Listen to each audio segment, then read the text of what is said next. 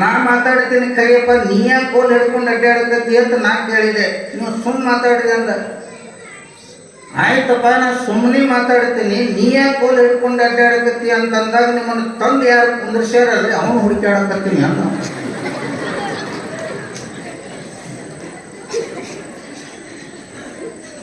ಯಾಕ್ರಿ? ಟೈಮ್ ಭಾಳ ಆಗ್ಯಾರ.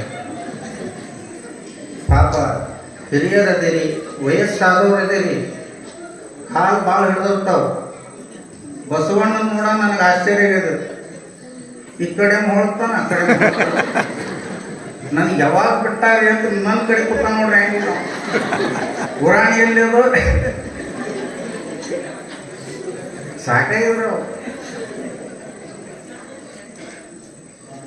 ಎಲ್ಲಿಗೆ ಬಿಟ್ಟಿದ್ದೀರಿ?